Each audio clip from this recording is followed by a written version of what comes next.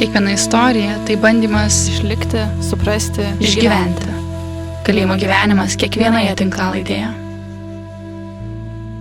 Labas, aš esu Gabija ir šiame tinklalaidės epizode kalbėsime su Maksimu ir Tomu šiuo metu atliekančiais bausmę Vilniaus pusiaukelės namuose apie tai, ką reiškia gyventi jau viena koja laisvėje, kurti santykius su kitais žmonėmis, įsidarbinti, prisitaikyti prie pasaulio, nuo kurio jie gan ilgai buvo izoliuoti. Su Maksimu ir Tomu kalbamės garso įrašų studijoje, tai jau jiems yra šioks toks pokytis nuo rutinos, tad išgirskime, kaip atrodo jų gyvenimas pusiaukelės namuose. Tai sveiki, mano vardas Tomas.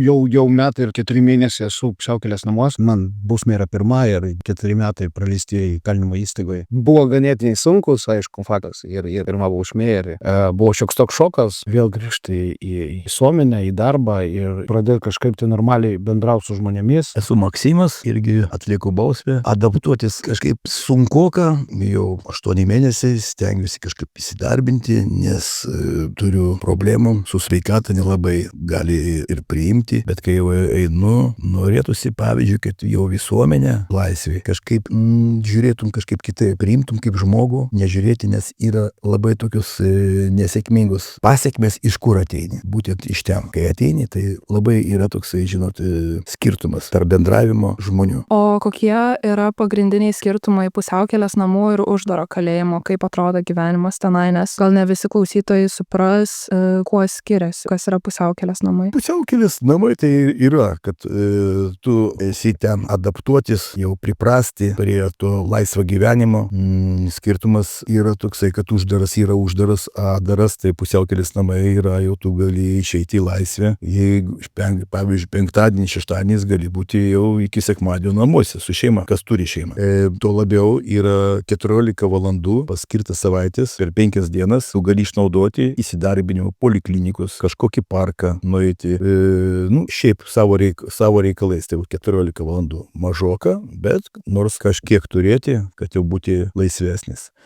Ir iki 9 valandų jau turi būti namuose, pusiaukelės namuose. Ir kasdien vyksta patikros grįžus į pusiaukelės namus. Faktas, jo, skirtumas yra, iš tikrųjų, tarp uždaro režimo, pusiau atviro, yra 3 režimai, uždaras, pusiau atviras. Uždaras, kaip ir priklauso suimtiesiam ir drausmės grupė atliekantiem nuteistiesiam ir, kiek žino, pareigūnam, atrodo, mes apie jas nekalbam. Tai pusiau atviras tai jau gaunasi į bendrabučio tipo tu gyveni, su galimybė, jeigu turi lengvą grupę, su galimybė išeiti 3 parom atostogų, irgi yra tokia galimybė. Jinai gal ganėtinai neseniai atsirado, bet tiesiog nebuvo taikoma seniau. Dabar jau labiau pradėjo taikyti tos dalykus. Tik žinau, čia dėl Norvegų projekto to įgyvendinimo. Taip. O kas liečia atvirą tipo, tai atviram tipė irgi yra kelios rūšys, tai yra atviri namai ir pusiaukelės. Mes esam pusiaukelės namuose. Tai yra, galima sakyti, lengviausias režimas, kaip ir minėjau, apie išėjimus į miestą, savo linkmėm panaudojimo laiką. Tai čia yra skirtumas tarp atvirų namų ir pusiaukelės namų. Atviri namai neturi to išėjimo. Jie gali išeiti į parduotuvę 2 kartus per savaitę ir dirbti, ir namo važiuoti. Faktas. Bet 14 valandų jie neturi, kaip mes. Tai iš tikrųjų nauda yra didžiulė. Jo, pradžioj tai buvo šiokia tokia ir atrodo, norisi eiti ir nesustoti. Ir tą visą miestą galėjai praeiti taip greitai. Ir atrodo, ir aišku, viskas yra reguliuojama maršrutais, kartais apykoje užsideda. Tai bet laikaisi taisyklių ir viskas gerai. O kaip jūs išnaudojat tą laisvą laiką, kurį gaunat? Iš tikrųjų įvairiai. Mes sudarom planus kas savaitę, surašom, kur mes norim eiti, surašom maršrutus, surašom gatves, laiką, žmonės kai kurios, jeigu mes norim įtraukti, tarkim susitikimas, pasimatymas, jeigu yra su mergina, su antra pusė, tam nėra skirtumo su vaikais. Ir rašom, su kom tai būsi, kadangi, iš tikrųjų gali patikrinti, atvažiuoja patikrinti ir jeigu mes nesam to vietoj, kur yra parašyta, mes galim turėti šiek tiek tokių problemų, nuobaudas, kaip toliau gali būti skiriama. O apie bendravimą su šeima norėčiau pakalbėti, tai kaip atrodo jūsų susitikimai su šeima ir kaip tas bendravimas ar pasikeitė, ar nepasikeitė, turint galimybę laisvėje jau susitikti, o nebe kalėjime? Skirtingai labai, nes kai palieki namus, palieki šeimą, palieki vaikus mažus, o kai išeini ir jau vaikai suaugę ir tokie patys, kurios palikęs vaikus, matai tuos mažus anūkus, iš tikrųjų sunkiai labai. Kontaktas yra kaip ir nutolęs, stengiasi vis tiek kažkaip priartinti, bendrauti, kažką ieškoti, kažkokį bendravimą tokį, kad suartėtum viskas gerai, bet jau laikas didelis praėjęs ir tas auklėjimas jis jau kaip ir išties. Jis jau nėra, jau jie išauklyti. Jie jau sugeba patys auklėti savo vaikus, todėl kai pratęs juos matyti vaikus mažus, tai norisi su jais taip pat juos mylėti, taip pat su jais būti, bet to jau praradęs esi. Ir tą laiką, ir tą meilę, ir tą visą dėmesį. Stengiasi nors kažką, ką turi, tą išnaudoji. Nors su anūkais būti kartu, kažkur keliauti, kažkur praleisti laiką. Ilgas laikas praėjęs. O šeima noriai priėmė sugrįžus? Ta šeima, kuri laukia, ta šeima, kuri myli, jinai visada tavęs priima. Priima ir visi. Tie, kurie, jeigu tu žmogus esi laukiamas, mylintis, jie tave visados priims. Tai aš turiu 2 vaikus, tai iš tikrųjų vienam buvo 11 mėnesių, kai mane uždarė ir pradėjo atlikinėti bausmę, kitam buvo 5 metai. Iš tikrųjų, man reikėjo prarasti iš tikrųjų viską, tai yra šeima, tai yra žmona, viskas tvarkojama, kaip sakoma. Pats to sekiau ir nevertinau ir taip toliau. Aišku, gaila tų, kaip ir minėjo, dėl auklėjimo tų metų, bet kas liečia, kaip vaikai bendrauja su manimi ir kaip mes leidžiam laisvalaikį, viskas yra puiku. Reikėjo šiokio tokio laiko, pirmam, mes kaip perskėlė pusiaukelės namus, tai kokius 2 mėnesius, kol, tarkim, jaunesnysis tėvo pradėtų vadinti, tai buvo šiaip tokių ir man keblumų, ir psichologinių, galima tai pasakyti.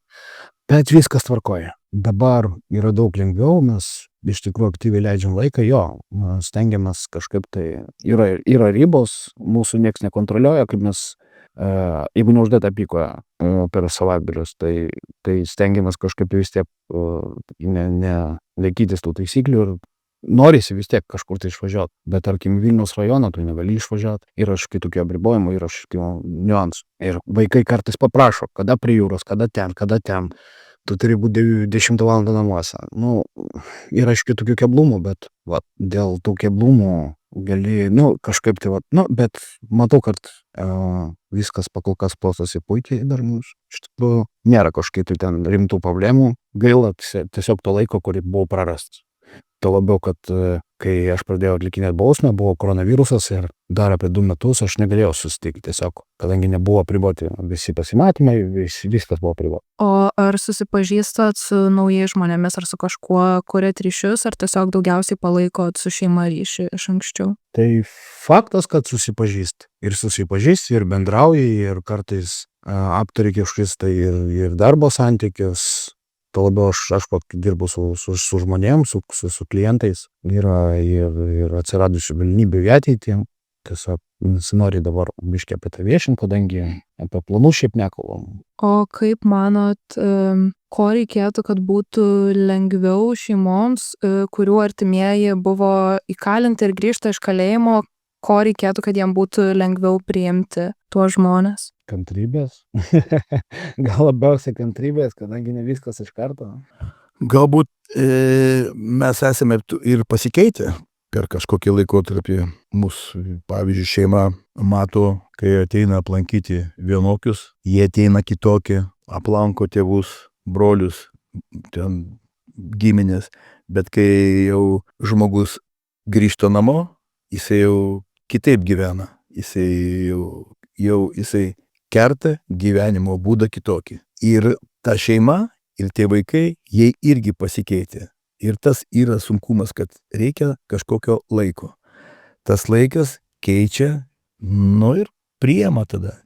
Reikia tik tais truputėlį palaukti, truputėlį priprasti ir vėl viskas gražiai. O jūs prieš patekdami į kalėjimą turėjote savo aplinkoje žmonių, kurie buvo jau išėję iš kalėjimo arba arba šiaip susijęs tuo, su tas rytam? Faktas, kad taip. Kadangi paskutinius 3 metus, paskutinius 3 metus, kuriuos aš buvau laisvėje, galima sakyti, gyvenau socialų gyvenimą, tai yra bendravau su žmonėmis, kurie ir vykdė nusikaltimus, kurie buvo po įkalinimo įstaigų, kurie tik tais keliausia įkalinimo įstaigų, tai įvairios tipo ir gyvenimo būdo žmonės iš tikrųjų, tai galima tai pasakyti, bet tai. O koks požiūris tada buvo į tuos žmonės? Aš nežinau, iš tikrųjų mano atveju buvo, kadangi aš turiu problemą su priklausomybė, tai maža tai, kad aš prekiavau narkotinėm medžiagom, tai ir kartu jas vartojau, tai mano atveju buvo pagrindas pinigai, uždarbis ir pinigai ir aprūpint save narkotinėm medžiagom. O dabar pasikeitė požiūris į nuteistuosius, į kalėjusius žmonės, ar manot, kad kažkaip kitaip į juos žiūrėtumėt, kitaip priimtumėt? Gal pasikeitė labiau šiaip visas, matot, su laiku aš manau, kad viskas keičiasi, kadangi ir pasikeitė šiaip laikai. Žiūrint dabar, kas vyksta, kai, tarkim, Lukiškėse žmonės reivina ir nežinau, tūsina ir ko tik ten nedaro, tai faktas, kad pasikeitė laikai, pasikeitė požiūris ir tiesiog galbūt nepasikeitė iš tų senų laikų požiūris į mus, tai yra iš vyresnio amžiaus gal ir iš tos pačios sistemos vyresnio amžiaus pareigūnų. Tai gal nepasikeitė. Bet jaunimas yra biškiai labiau lojalus į mūsų pusę. Gal kažkokiu tai momentu tai atrodo ir iki šiol šiokia tokia romantika, bet čia gal paliekam tai, iš tikrųjų nekalbam apie tai. Galbūt Maksimas kažką pridurs. Aš nežinau, kaip čia įsireiškia, viskas priklauso nuo tų žmonių, kiek jis atliko bausmę, būna žmonės, kurie išeina ten po 3 metų, po 2, po metų, tai jis kaip ir, bet po ilgesnio laikotarpio, iš tikrųjų žmogui sunku. Jam sunku suprasti tą pasaulį. Visuomenė nesupranta. Ir visuomenė nelabai pasitinka tos žmonės. Čia ana pusė turi dar to žmoniškumų turėti, kurio trūksta iš tikrųjų. Visuomenė reikia. O kas šiaip labiausiai dabar stebina iš pasaulio pasikeitimo po tiek metų būnat atskirtam? Technologijos, bendravimai, žmonių dėmesys, kurio trūksta iš tikrųjų. Kažkaip visi tose telefonuose, jie visi kažkaip savaip gyvena, gyvenimas pas juos grynai savo kažką tokio. Jie į vieną tašką žiūri. Jie kalbėdami net nemato žiūrių žmogaus. Jie kalbėdami, atrodo, galvoja apie kažką kitą. Jie kalbėdami žiūri visai kitą pusę ir aplamai negali suprasti, ar jis kalba su tavim, ar, jauti žmogaus. Nežinau, labai sunku jį suprasti. Pats sunkiai tai supranti ir dar, kad stengiasi, kad ir tave suprastų žmogus, bet kontaktas kažkaip sunkokas. Faktas taip, kad kaip ir minėjo Maksimas, kad dėl technologijų tai pokytis buvo ženklus iš tikrųjų nuo to laiko, nuo 20 metų galima tai pasakyti, ir viskas tapo elektroniniu būdu, pagrindas, atsiskaitimai, ir taip. Jie buvo ir seniau, bet ne taip aktyviai naudojami. Taip, ir kas liečia naujos užaugusios kartos, taip, žmonės, kaip ir minėjau, jie pasikeitė. Tas bendravimas, jis labiau pasidarė labiau virtualus, persikėlė į virtualią erdvę. Praeina tam tikras laikas ir tu išeini, tu tikrai pastebi, kad skirtumas yra. Gal iš tikrųjų tai priklauso ir nuo to, kad tu pats pasikeiti su laiku. Įkalinimas jis pakeičia žmogų, tu vis tiek persvarstai ir peržiūri savo vertybės ir įvairius dalykus savo gyvenime. Ir pradedi gal laiką tą labiau vertinti. Neįkuoji laiko veltui, tuščiai, galima tai pasakyti. O kaip sekėsi išmokti prisitaikyti prie technologijų, prie pokyčių? Iki šiol nutolęs, atsilikęs ir bandau mokytis. Einu, užsirašau į mokymus centrus ir su monsinjorais stengiuosi kažką suprasti, kažkur užsirašyti, visokios e-sveikatos, darbovietės, užimtumo tarnybose, pasiieškoti kažkokio darbo, nes nelabai taip nori kažkas ir išmokinti. Pas kiekvieną laiko nėra. Kur nekreipiesi, dar gerai, kad dar yra socialinės darbuotojos, dar padeda, dar kažkaip galėti, nes Šiaip tai visi užimti, visi kažkur lekia, visur kažkur bėga ir vat stovi, žiūri į tą visuomenę ir matai, kaip raketos visi lėkioja. Sunku ką pritapti, bet vat, dar mokinuosi. Mokinuosi, dar adaptuojuosi ir man jau kaip ir lengviau, bet dar reikia suprasti. Noriu trumpai įsiterpti ir pasidalinti, kad projektas Išgyvent turi ir savo tinklapį. Kviečiu apsilankyti išgyvent.lt be lietuviškų raidžių ir ten pasiskaityti daugiau apie projektą, sužinoti apie galimus būdus prisidėti bei susipažinti su Išgyvent merču. Galima įsigyti marškinėlių ir džemperių su kalinčių žmonių kurtais dizainais ir kiekvienas iš tų dizainų turi savo istoriją išgyvent.lt. O dabar grįžkime į pokalbį. Tomai, jūs trumpiau prabuvot kalėjime, tai galbūt ir tas pristaikymas lengvesnis buvo dėl to. Galbūt ir dėl to tas lemia, galbūt ir kad ir metai mūsų skiriasi, kad, kaip pasakyti, vis tiek jau prie manęs daug dalykų iš tikrųjų buvo, daug teko su kom naudotis ir nereikėjo, tiesiog gal reikėjo trumpesnio laiko kažką tai prisiminti. Bet, kaip sakoma, kai išmoksti dviračių važiuoti, tai niekada nepamirši. Tiktais reikės laiko prie jo vėl priprast. O Maksimai, užsiminėt apie įdarbinimą, tai dabar, kiek žinau, ieškot darbo, tai gal galit plačiau papasakot, kaip sekasi dabar?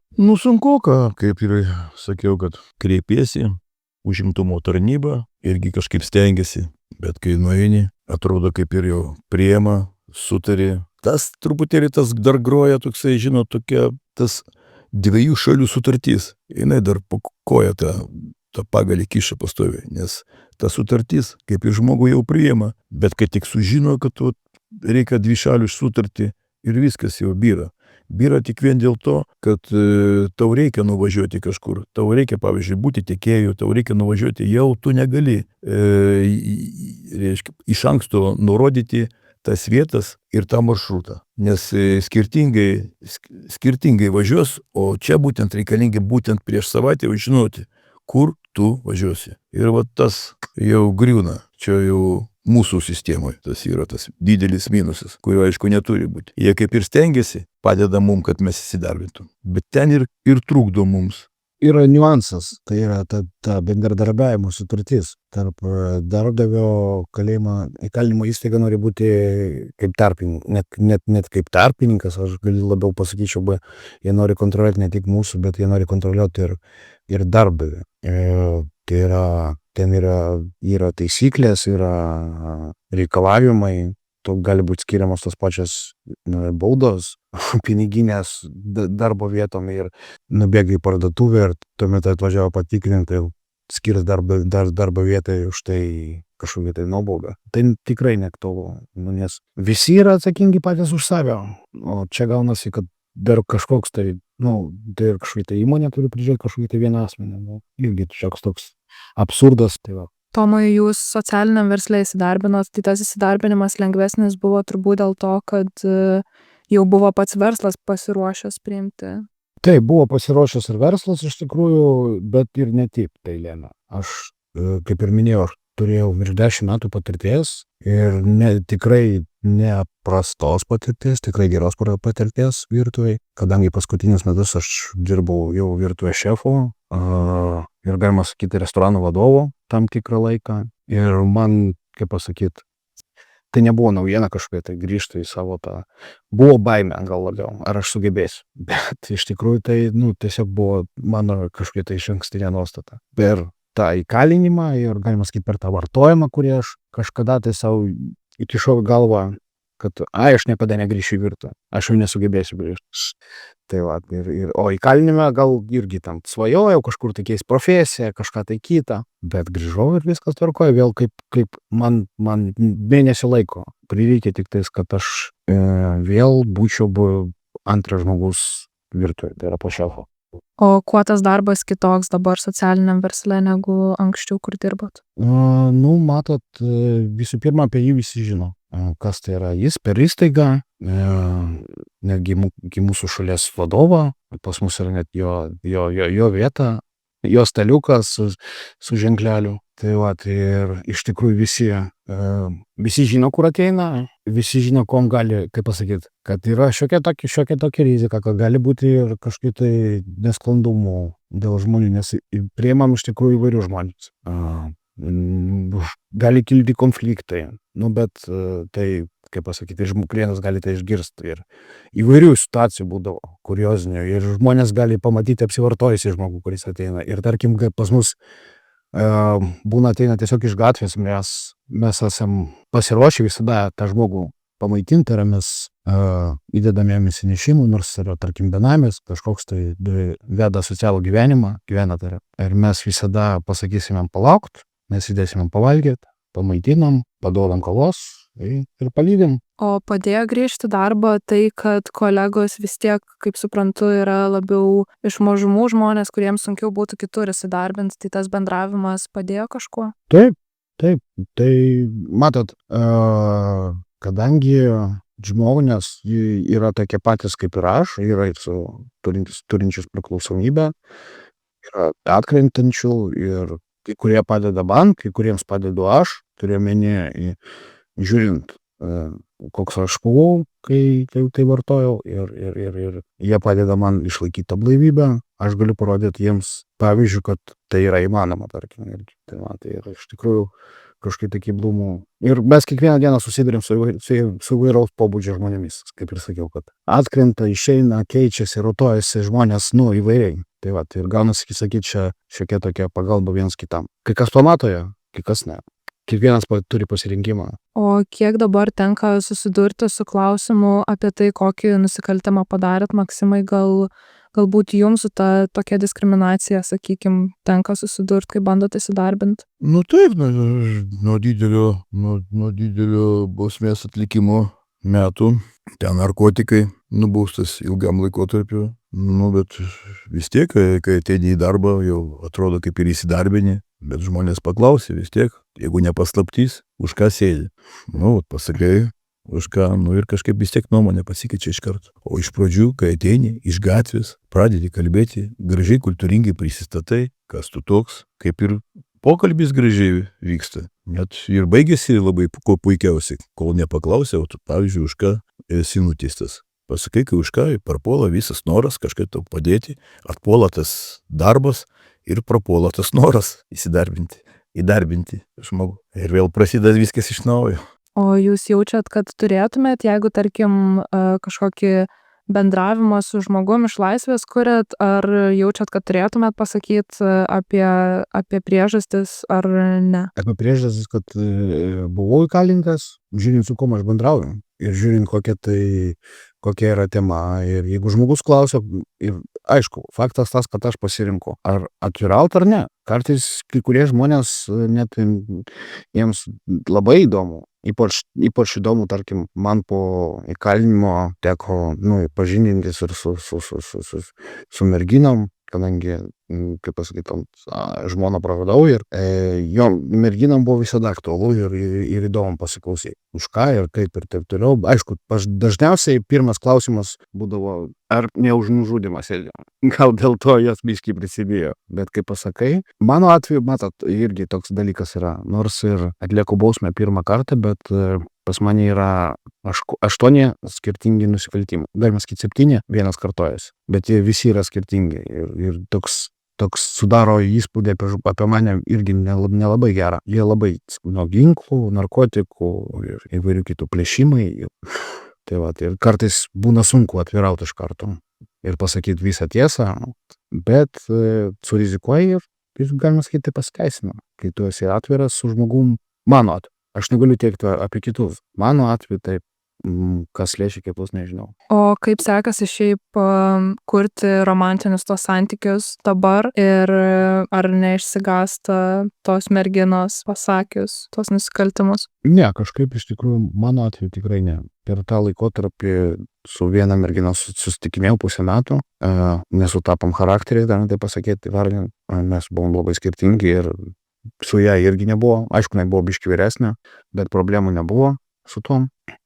Su šia mergina irgi toks paradoksas, pas ją šeima visi yra valstybės tarnautojai, tai yra tėvas ir pareigūnas ir kažkaip taip, bet tai kažkaip, nebuvo, mes į tai nekoncentravomės. Pas mus buvo kiti norai pažinti viens kitą ir suprasti. Bet jaučiat kažkokią atsakomybę, kad turėtumėt pasakyti, ar... Faktas, aš antrą dieną po mūsų, pirmą dieną man buvo operacija, mane operavo, kai mes susipažinom su antrą merginą ir aš po operacijos grįžau, nes iš tą pačią dieną išleido. Ir sekančią dieną aš sakau, aš turiu kai ką tau pasakyti. Ir pasakiau, kad aš esu įkalintas, pasakiau už ką ir viską išsakiau ir sakau, kaip ir minėjau, mano atveju tai pasiteisino. Kadangi nereikia ateity meluoti ir kurti kažkokį tai istorijų, pasiteisinimų. Jinai žino, kur aš, žino, kiek aš turiu laisvo laiko, kiek aš galiu praleisti laiko su ją ir yra ribos ir pradžiai santykiai tai net yra labai gerai, kai tu ne visą galvą pasineri į tą žmogų ir įsimyli iki nežinau ir tu visą laiką bandai skirti. Ne, tai tave apriboja irgi kažkiek tai ir tu gali labiau pažinti žmogų ir tave taip pat gali pažinti ir tas, kaip pasakyti, atstumas ir jis duoda savo tam tikros naudos. Pokalbis jau mūsų į pabaigą eina, tai dar norėčiau pakalbėti apie tai, kad vis tiek daugeliui žmonių natūraliai kažkokia baimė kyla, sužinojus, kad žmogus buvo įkalintas arba yra įkalintas. Tai kaip manot, kad galėtų žmogus priimti buvusi nuteistąjį arba šiuo metu kalinti žmogų? Mano atveju aš galėčiau pasakyti taip, kad reikia laiko, reikia duoti šansą ir reikia laiko, kaip pasakyti, vis tiek žmogus, kaip ir minėjau anksčiau, kad žmogus pasikeičia bet kokiu atveju po įkalinimu. Ne visi, aš kalbu apie save. Aš pasikeičiau tikrai ir aš tiesiog duočiau patarimą, kad tarkim, tam, kad mane iš naujo pažinti, reikėtų tam skirti laiko ir nedaryti greitų išvadų, kad jis buvo toks ir toks, nes aš buvau ir agresyvus ir galėjau ten ir mėsos pavogti tam tikros iš darbo vietos, tarkim, ir galėjau kažkaip tai agresyviai kai buvau apsivartojęs kažkaip įsireikšti ir tiesiog pabendrauti ir leisti žmogui iš naujo pažinti. Gerai, ačiū už pokalbį, tai linkiu jums abiems šiltų santykių su artimaisiais ir mėgautis laisvę, kiek galit. Ačiū.